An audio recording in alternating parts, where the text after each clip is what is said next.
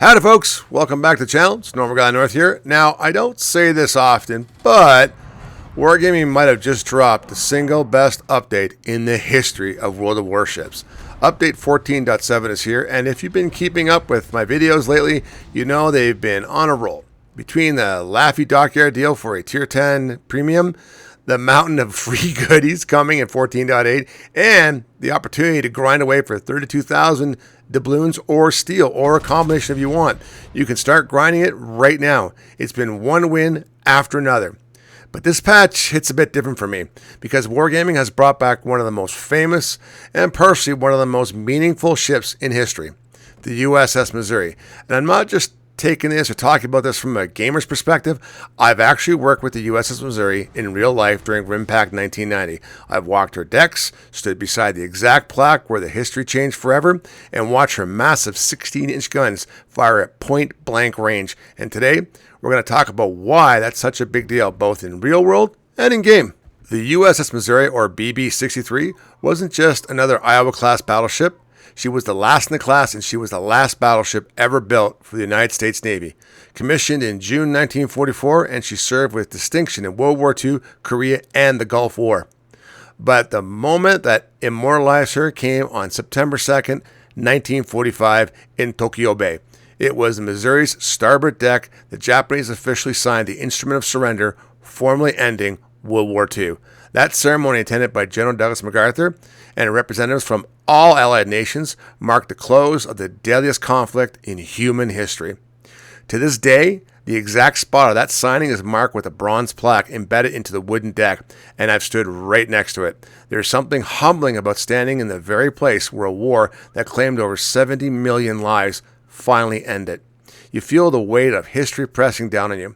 And during RIMPAC 1990, I saw Missouri in a very different light, not just as a floating museum or history, but as an active warship. I witnessed her 12 16-inch 50 caliber guns fire live rounds at a range of less than 750 yards.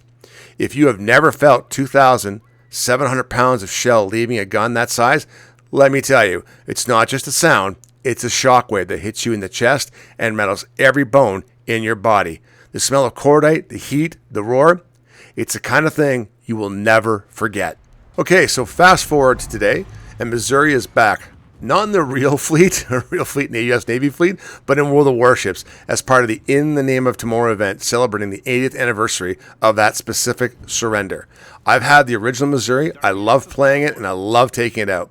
This event is built around 4 brand new operations telling a cinematic story through that campaign that actually feels high effort.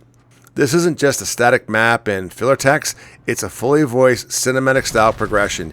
You earn stars in operations, you unlock missions, progress through the chapters, and by the end you get a beautiful Tier VIII premium cruiser, the San Diego, for free.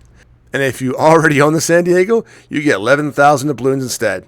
Meaning that's between this event and the anniversary awards in 14.8, you can walk away with up to 43,000 doubloons just by playing. The first operational rotation is Arctic Convoy, a historical-inspired mission where you can only bring Allied ships from nations active at the time, except the Canadian ones. Wargaming seems to have forgotten that in the history books. Canada was responsible for the Arctic convoys and for the Atlantic mostly, so yeah, I'm a little miffed. But hey, no American ships in this one, but Wargaming provides rentals if you don't have the right ones. The gameplay: escort Liberty ships through the fog banks, fend off enemy waves, clear minefields. You clear the minefields with your depth charges or airdrops, by the way, and get them home safe. I've run this operation several times, maybe a dozen, and I'm already just about done the first chapter. Progress is quick, and the operation itself is simple, straightforward, and a nice change of pace for randoms in my view. Alright, here's where it gets exciting. Complete the campaign, and you unlock the ability to buy Missouri in-game at a 33% discount, bringing her down to 19,269 doubloons. Now, if you've already earned the 11,000 doubloons San Diego compensation, you don't need about another 8,000 more, and you can own her that way. And this isn't a crazy time crunch. The event runs until October 1st. Even with the busy schedule, it's doable. I have a full-time parent, I'm a full-time husband, and I work full-time as an IT director. My free time is minimal, but I've already made big progress just squeezing in a few sessions. Now, full disclosure, Missouri today is not the original economic powerhouse she once was back in the day. She has a credit-making bonus so strong it was practically broken. Okay, it was actually broken. The current version has a standard Tier IX premium economy, which is still the best in the game, but it's not the old money printer she used to be. In terms of playstyle, she's basically an Iowa with a twist. She trades Iowa catapult aircraft for surveillance radar, a unique trait for battleships for her class. There's only like a handful of battleships that actually have radar in the game. I will tell you right now, most destroyer players forget about it or don't know about it because she is a rare thing to get, or most like cruisers like Minotaurs, whatnot, forget about it. And you can sit there, line your guns up, get your ammo in, hit your radar, see the destroyer, and it's all of a sudden Operation Brown Pants for that destroyer player. Now, she keeps Iowa's strong 16-inch guns, but has a weaker repair party, meaning less sustainable in long fights. She's fast for her size and works well as a mid to long range battleship, pushing in where the opportunity is right. Statistically, Iowa edges her out in a raw performance for random battles, but Missouri's history and prestige are unmatched, making her the must-have for collections, especially on the North American server, where she's one of the most sought-after ships.